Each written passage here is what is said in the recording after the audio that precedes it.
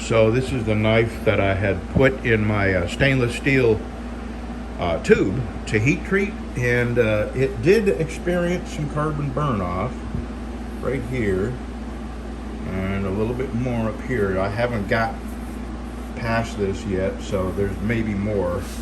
And I've done a lot of reading, and I'm beginning to think now that it's not so much the flame that, it's called decarb. It's not so much the flame as it is the heat that causes decarb.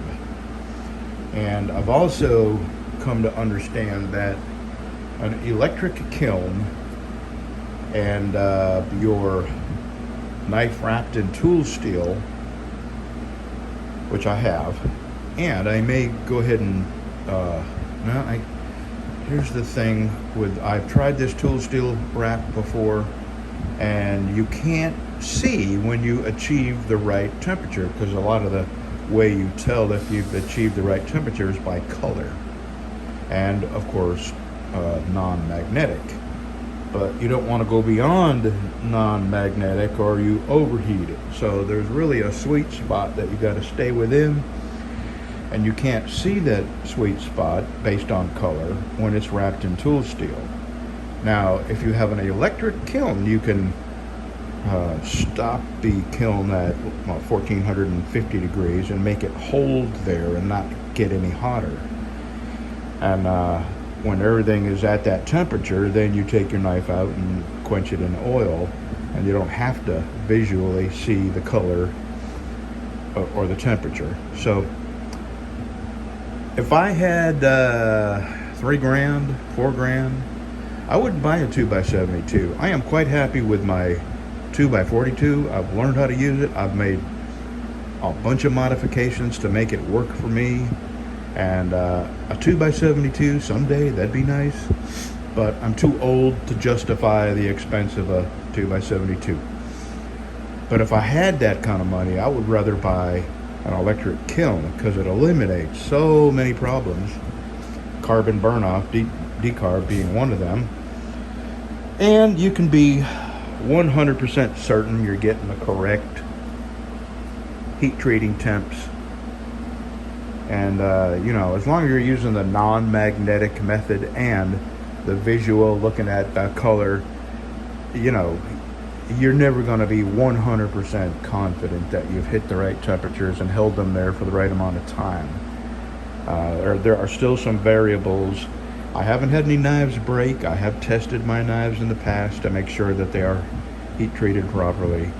And so I'm confident in my method as far as one can be confident using the non-magnetic and the visual color heat treating method. It's not foolproof, but it's the best you got when you don't have an electric kiln. So there you go. All that to say that I'm still experiencing some minor decarb. This is minor. That's 400. I'm probably going to go back to 320 and then 400 and 600 and see what it looks like then, because my goal is to get these handles on today. So it took an awful lot of sand in. That's 400, and this side still has, no, it's more the handle, and I haven't really done much on the handle because that's going to be under the wood.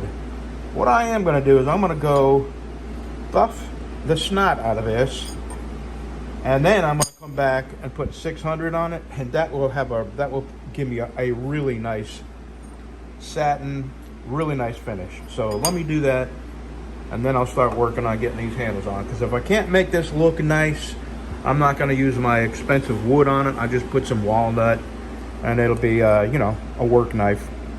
So let me go hit the buffer. So if you recall, I said that I was only going to make these sharp fingers in a satin finish, because most people who buy these would probably buy them to use them, and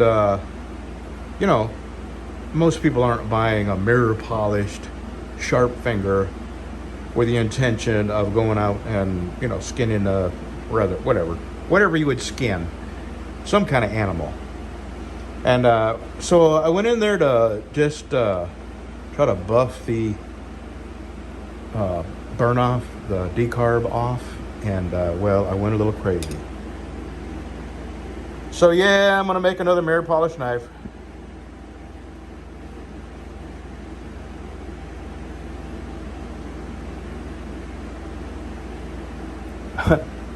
I can't stop myself. The mirror polish has just got me addicted to shiny. And I don't know if I probably did. I showed you the sheath yesterday. This is the sheath. I've already made that for it since I was in there. And it's just a mild fade. It's not a, you know, a radical departure from one color to the other. So all right, let me start on the handles now. All right, here's a little advanced look. Just look at the polish of that. That's going to be some pretty wood. And I was wrong. This is not red lace burl. This is burled maple. This is maple burl. This is not even dyed. That's the natural color of maple burl. And that is heavily, heavily burled. It's even got a little bit of bird's eye in it down here. That's going to be some pretty wood. All right, I'm fixing to get my epoxy mixed up and get these clamped together. Get these on and clamped together, and tomorrow we will come out here and shape a handle. All right, we are epoxied and pinned. And there's the sheath for that one. And now I think I'm going to spend the rest of the afternoon cutting out some knives that I already have scribed out.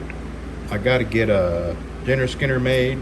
I mentioned yesterday that I'm trading it for a 30,000 BTU propane heater, which would definitely heat my house up in an emergency, or the garage if I ever get some. I'm looking for 3 or 4 inch thick styrofoam to put up in the rafters, because there's no way I could heat that garage without being able to keep it in the garage. And there's been a lot of times I wanted to do stuff down there in the garage. In the wintertime, though, it is so freaking cold. Here's what's weird. In the summertime, when it's, 105 everywhere else, it's a little bit cooler in the garage. I don't know why. I guess because it's right underneath that tree, and the concrete floor holds the cool overnight. But it also does the same thing in the wintertime. It is, if it's 35 outside, it's 25 inside. It just stays really cold in the winter. So that's what I'm gonna do. I'm gonna cut some knives out, and I'm gonna cut a bunch of my smallest 3-finger neck knives, just because I've got them scribed out, and I can make them pretty quick, and I have some leftover wood. That's what I use on them. Oh golly, everything's hurting. See, I got a lot of scraps that I can use, and that's what I'm going to do. I think that's snake wood, and cherry, I believe that's cherry, walnut. So, oh, no, that's not big enough. But anyway, let me get to cut and see what I can get done. Well, let me shut my TV off. Hold on. With the Generac that powers our well or refrigerator.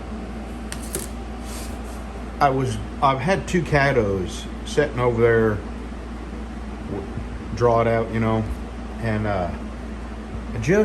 I got one cut out, and then I realized that I wasn't going to be able to make another cut until I changed the blade on my saw, because man, I've gone through some blades on that. I can't. There is no good blade. They're all cheap. So I'm just going to keep buying the ones. I think it's either Lowe's or Home Depot I get them at. I forget. But 14 TPI to 18 TPI is what I typically use. That's teeth per inch for those that don't know what TPI stands for. But anyway, so I just didn't feel like changing the blades right now. So I said, well, I'll just cut this out, and I'll shape it up. And then I got it shaped up, and I said, well, I just go ahead and scribe the line for the bevels. And I got the line scribed. And I said, well, I'll go ahead and drill the holes for the handle, the pins, and that'll be it. And I got the handles drilled, and then I got them reamed, and then I got them flared. And then I said, well, it won't take me a second to grind that bevel. So here I am, making a caddo. I got to figure out what wood I want to put on that. I got some diamond. This is 3/16, so it's already starting life as a thick handle. And I got some Dymolux here, and it is my last piece of Dymolux. And this stuff, I like this stuff. Actually, it's called Ultrex. And I had a piece of red, white, and gray from Jant's, and it was a one-off, and they don't even sell these anymore. That's how long I've had these. And where I got them was, oh yeah, I remember. And I was back at in my Sibley, Louisiana shop. I was having a giveaway, and the people at Jant sent me a whole bunch of stuff to give away, and I did. I mean, hats and stuff like that, you know. But this and another set of handles I kept. And I have one other thing that they gave me, and it was this pearl looking, I'll show it to you. I still got it. Haven't used it on anything. Way down here, there's some good looking stuff.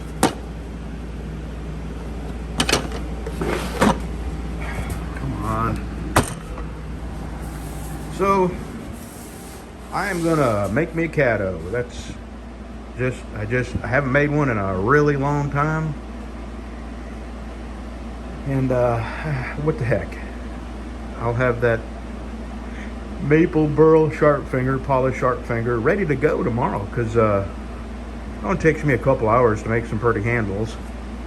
And that's what I'll do first thing, and then I'll go back to working on this. And I can't make up my mind whether I want to polish this or satin finish this. So if this is of any interest to you, let me know, and I'll finish it the way you want it, and put wood on that you want and pins that you want. But otherwise, I'm just gonna make up my mind whether I want to satin finish it or polish it. For some reason, satin finishes are the most logical finish, you know, but I just like polishing blades because they just come out so pretty. All right, let me at least get the grind line sanded out and see where I want to go from there.